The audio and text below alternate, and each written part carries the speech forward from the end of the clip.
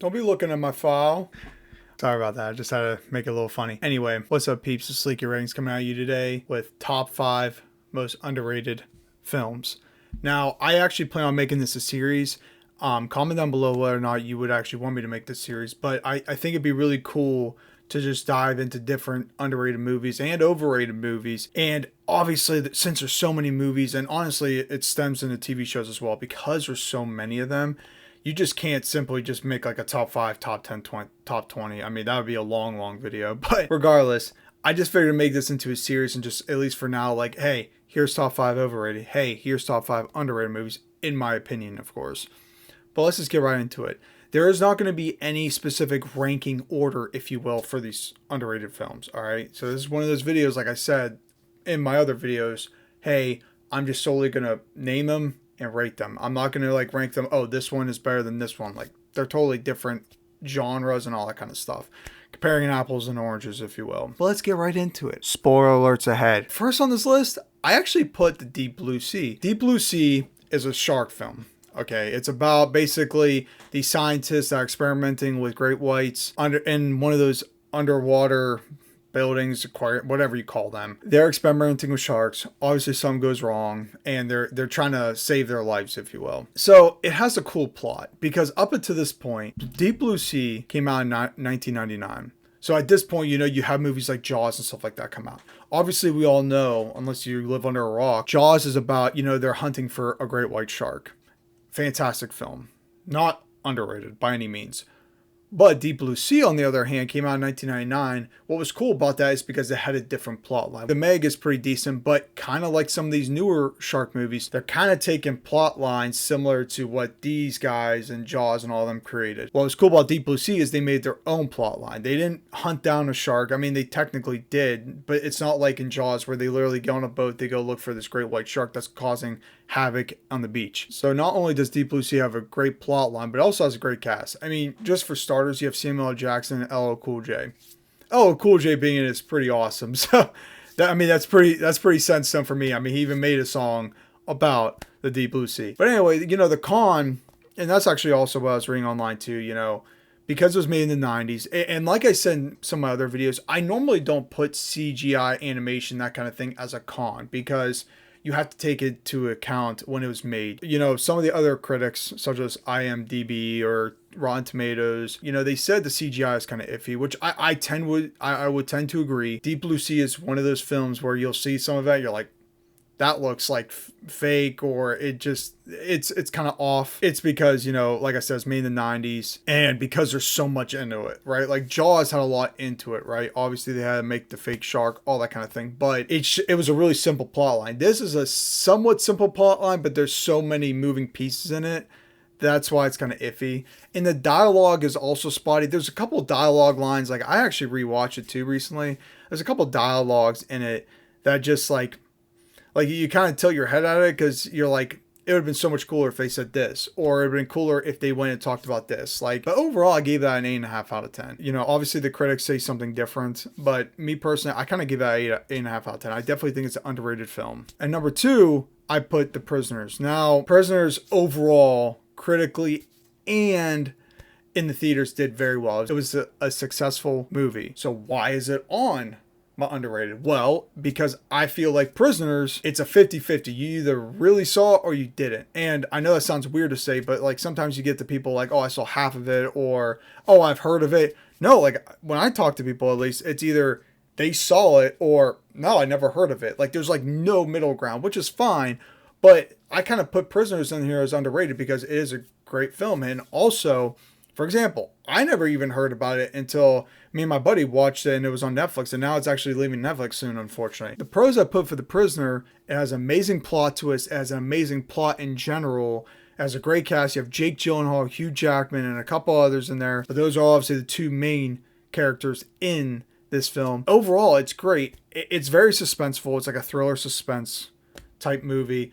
The con, it kind of ends on a cliffhanger, but hear me out. I put it as a con, But what's cool about some of these movies that end on cliffhangers, it leaves room up for debate. Like I remember, like I debate about with some people, oh, this is what I think actually happened afterwards. And some people are like, oh, well, no, this is what I think happens afterwards. I think obviously they left it like that for interpretation. I kind of can see why it's a con, because I feel like as humans like the overall answer. We like to be told, yep, this is what happens, this is how it ends. Fortunately, we don't get that. So we never know if this happens at the end. Like I said earlier, there are spoiler alerts ahead, but I'm just not going to spoil this part because it's a huge piece of it. I just rather leave that blank in case you want to watch it, of course. Another con to it I put is seems slow pacing, because the overall plot behind it is basically Hugh Jackman's daughter goes missing.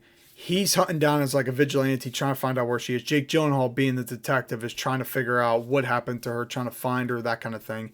Hugh Jackman gets in Jake Gyllenhaal's way once in a while. Because of that, you can understand why the plot might seem slow, why the movie might seem slow. It's just them interviewing, interrogating whatever people. I feel like with some movies, such as this one, this movie kind of makes the slow factor not slow, if that makes sense. Like you'll see some movies like Peter Jackson's King Kong.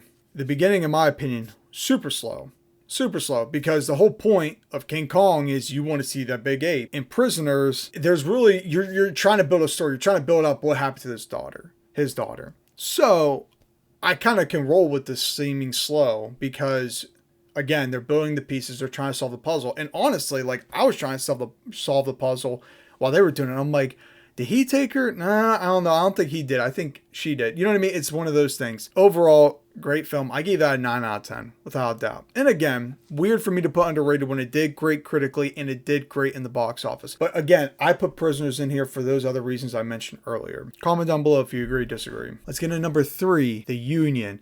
The Union on Netflix, of course. It's a Netflix film.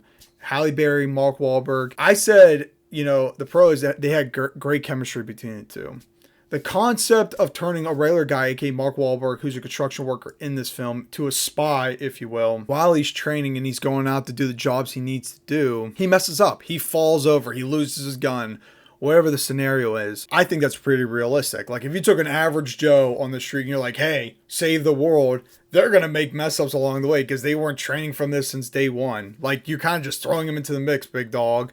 So that's what they kind of did. So I kind of like that. People also said, though, they had a con with that plot because the fact that it's a spy movie. I mean, we have plenty of spy movies. Oh, you have to save the world. Like, oh, bro, that's pretty cliche. I kind of get why a lot of people said that was a big con. And honestly, that's why I didn't do great critically, is because of it's another spy movie. Like, okay, but I kind of like I said, I like to take it a step further. Like, okay, I get it. It's a spy movie. You can't reinvent the wheel 100,000 times. Like at some point stuff is going to be repeated. That's what we see right now with all these new movies coming out. They are just making another movie on top of the old movies that was made. You know what I mean? Like they're making more movies now. Oh, hey, this is a sequel. Like Jurassic World is coming out with another film. That kind of thing, because overall all these plots are taken. So to come up with a brand new plot is pretty hard. And when they do in these new movies, it's either going to go one of two ways. One, it's going to be terrible, or two, it's going to be beautiful. There's no really usually middle ground. It's one or the other. Obviously the iconic 007 is the spy film, or Mission Impossible, Jason Bourne. See, look at that. I just like named 3 right there. And their franchises.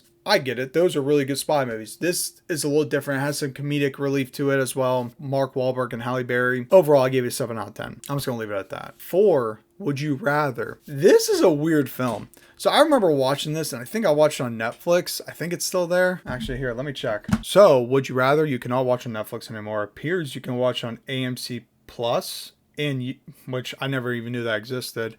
And you can watch on YouTube TV if you have YouTube Premium, which I do, for example. But anyway, Would You Rather is an interesting film. So it's like a horror / thriller. It's basically like it sounds like when you play drinking games with adult beverages, play as a game in general, would you rather do this or do this? Well, they took a spin on that and made it like a horror / thriller movie. All these people want this money because they're all poor. They have diseases, whatever kind of scenario is, they need a fix with themselves. So they all go to this dude's house. They all sit at the table. once they start, they cannot leave. Otherwise, they're going to be offed. I honestly thought this was really cool. I put that as a pro because it's one of those cheesy films. It had a low budget when it was made, but that's again because it's like one of those standalone films. I kind of thought that was kind of cool because I feel like with horror and thriller, it's either they're part of a franchise that keeps growing, getting bigger, or they do some off the beaten path, which is what they did. This movie kind of reminds me of Saw. Would You Rather is similar because it's a game and it's a thriller horror, but it's different, like I said, because you have a choice of doing this or doing this. And sometimes to yourself, sometimes to another person. And it's just a really cool movie. It's a cool watch, if you will. It's not like super, oh, I need to lean forward to understand what's going on. No, I'm not gonna lie. You kind of can lean on the couch a little bit. It's kind of brain numbing, whatever. Overall, it's pretty good. I mean, the con, like I said, has a low budget. It's a lower quality because of the lower budget, and it's a lot of guts and blood. And I kind of mentioned this in my horror franchise. I feel like with a lot of guts and blood with society, they either like it or they don't. Me personally, I don't care. I don't mind it because I like Saw and all that kind of stuff, and that's super gory as well. This is one of those super gory films. It's a turnoff for a lot of people like, nah, it's too much for me, man. That's disgusting. Okay, fair enough. But if you don't mind that stuff, I definitely recommend watching it just because it's a different take. Let's get into number 5. Trap. Trap is a newer film. This was a really cool concept. It takes you through the vision, through the mind, and through the POV version of a serial killer. Typically, when we watch things, you're looking at through the cop's eyes, you're looking through like the victim's eyes, if you will. Trap takes place from serial killer standpoint. Like he takes his daughter to a concert and he realizes that it was a trap. Get it? No pun intended. But it was a trap set up for him at this concert and they know he's there now. So he has to try to figure out ways to escape. And mind you, because he has his daughter, he has to act like a normal human being and not like a weirdo killing people. Because of that, it shows you different ways how he's going to try to escape. I think that's really cool. That's a really, really different take on your typical movie you watch or serial killer thing you watch. It's always through the mindset of the cop standpoint, the victim standpoint, the witness standpoint. This takes you through their viewpoint and how they're going to try to escape. And sometimes you kind of like root for him, which is kind of messed up to say. But overall, as a con, I said, I was kind of shocked when I looked at the critics rating of it after I watch it. Typically I look at the critics rating after I watch things just because I'm curious. Like I want to picture my own mind. I want to judge from my own mind and then look at the other professionals' opinions, if you will, as to what they said. They got a lower rating on it, which I was kind of shocked about. And I kind of was reading the concept and I get it. So hear me out. The first part of the film, the concept, obviously he goes there, he realizes the trap, now he's trying to escape. I'm like, okay.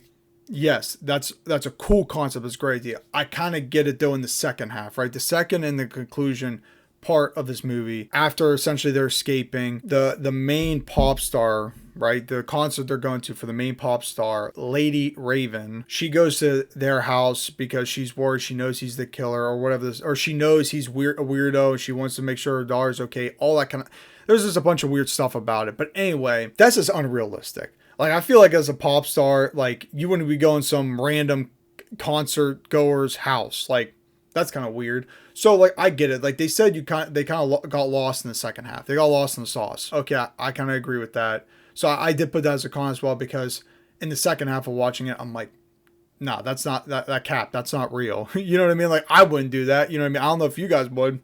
To each their own, I guess. But overall, I did put that as a con in the lower rating. But overall, though, I thought it was a cool concept. I mean, you typically don't get those kind of movies. And it's an M. Night Shyamalan film, so it has a really, like, different POV takes and camera angles and all that kind of stuff. But overall, I gave it an 8 out of 10. That's conclude for these top 5 underrated films. Like I said, there's plenty more. I want to make this into a series, but I obviously can't fit it all into one video. At least at the moment, I can't. But comment down below whether or not you agree, disagree. Comment down below if you have any underrated films you want me to check out and add to this list. I'll definitely take a look into that, and you might get a shout out in my next video. Subscribe and hit that bell to be notified about future videos. I'm out, guys. See ya.